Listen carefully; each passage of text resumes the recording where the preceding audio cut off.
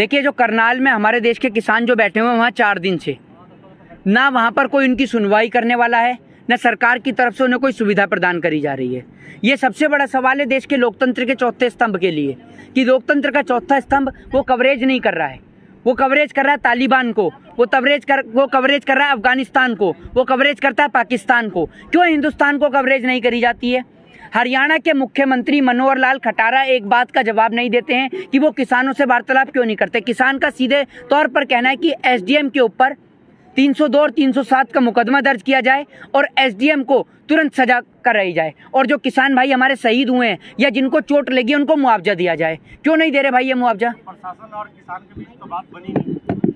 एक बात आप मुझे बताइए, क्या इस देश के अंदर लीगल जो कहता है, लीगल ये कहता है कि आप कमर से नीचे लाठी चार्ज कर सकते हैं, लेकिन आपने कमर से ऊपर लाठी क्यों चार्ज करी भाई?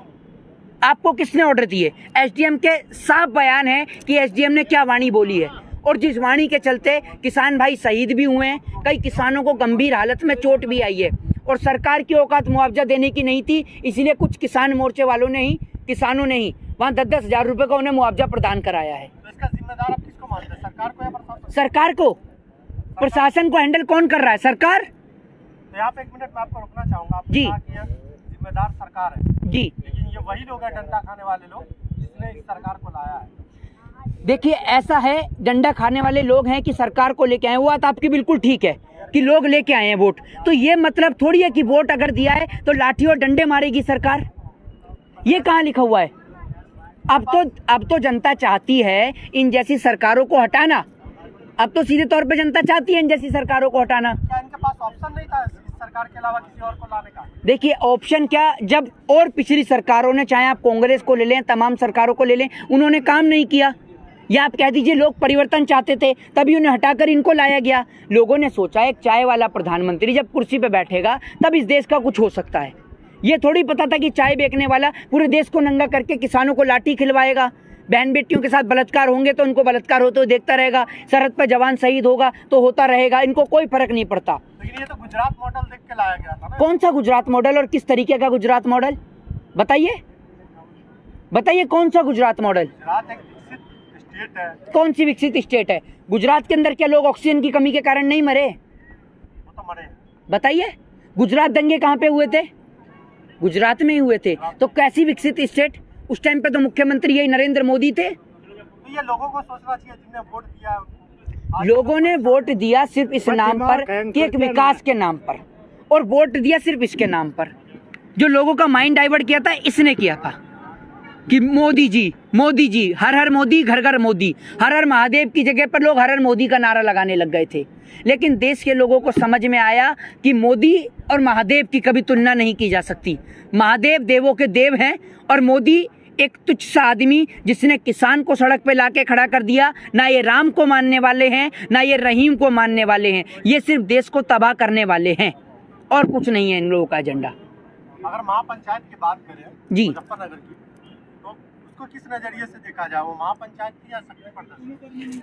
वो एक तरीके की महापंचायत और शक्ति प्रदर्शन दोनों ही थे। शक्ति प्रदर्शन था किसान का, कि जिनको मुट्ठी भर किसान बताया गया, उसने अपना बल दिखाया, अपना बाहुबल दिखाया कि हम मुट्ठी भर नहीं, हम पूरा का पूरा उत्तर प्रदेश हैं, और हम पूरा का पूरा उत्तर प्रदेश अगर वोट से एक चाय वाले को प्रधानमंत्री बनाना जानते हैं, एक मठ में बैठे साधु महात्मा को मुख्यमंत्री बनाना जानते हैं, तो हम उसी वोट के माध्यम से एक चाय बेचने वाले को उसकी औकात दिखा सकते हैं और मठ में बैठे साधु को वापस मठ में भेज सकते हैं। ये किसान ने दिखाया, और किसान ने दिखाया उस दिन की वहाँ पर कि ये किसान हिंदू मुस्लिम सिख ईसाई नहीं, ये हिंदुस्तान का किसान है, ये भारत देश का वो किसान है जो जमीन से अनाज सींचकर लोगों का पेट भरता है। ये वो हिंदुस्तान का किसान है जो लोगों के पेट भरने का काम करता है, जिसका स्वागत देश की सरकार लाठी डंडे से करती है, लेकिन ये फिर भी लोगों का पेट भरता है।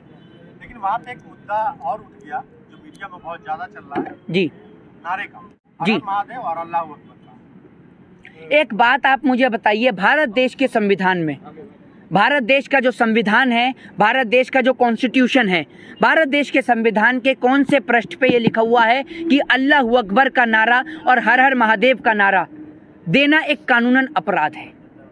क्या हर हर महादेव और अल्लाह अकबर का नारा लगाना कानूनन अपराध है? और भारतीय जनता पार्टी वालों को दामाद मुस्लिम चलेंगे, लेकिन अल्लाह अकबर के नारे से इन्हें दिक्कत है। आप ये देख लीजिए, मुरली मनोहर जोशी, लाल कृष्ण आडवाणी, अशोक सिंघल, मुख्तार अब्बास नकवी, पूजा नकवी, शाहनवाज हुसैन, इन्हों के दामाद आप ढूंढिए।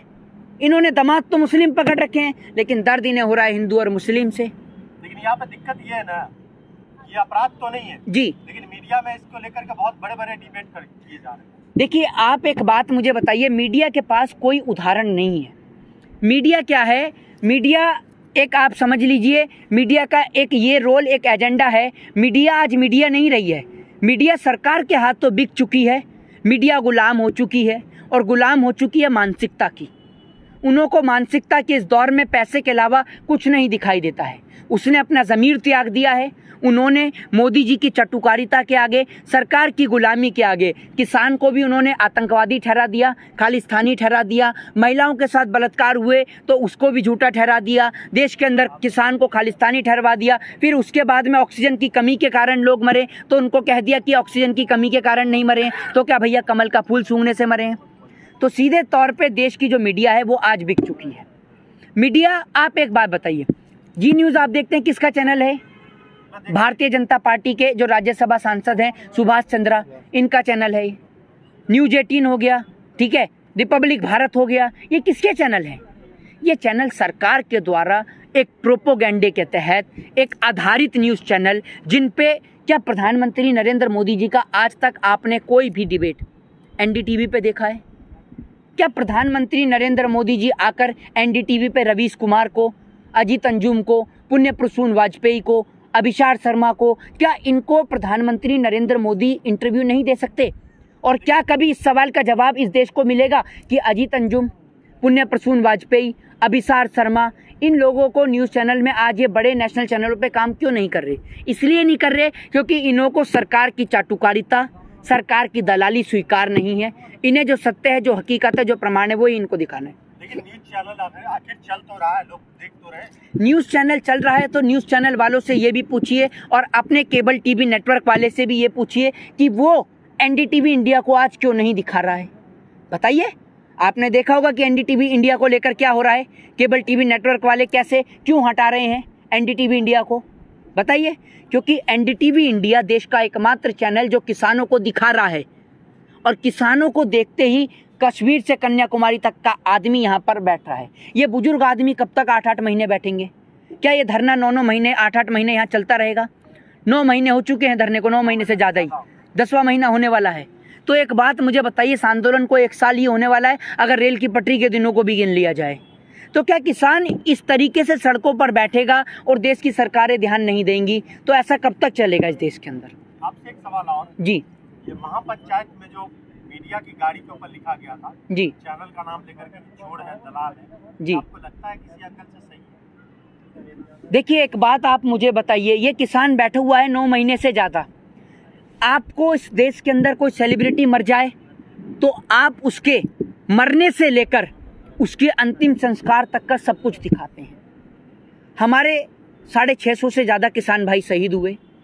एक का अंतिम संस्कार अगर किसी चैनल ने दिखाया हो तो हम कह सकते हैं कि ये मीडिया दलाल नहीं है। हमारे 650 किसान भाइयों ने, यहाँ तक कि सेलिब्रिटियों के अलावा जवानों का भी अंतिम संस्कार नहीं दिखाते हैं ये लोग। जो हाईलाइट हो जाए तो दिखाते हैं, वरना हमारे देश का जवान शहीद होता है उसका कोई अंतिम संस्कार नहीं दिखाते। जो नेताजी घर में जाकर जब देश का जवान शहीद होता है वहाँ उसके अंतिम संस्कार में खड़े होते हैं, वो नेताजी उस दिन के बाद उस घर पे कभी नज़र नहीं आते कि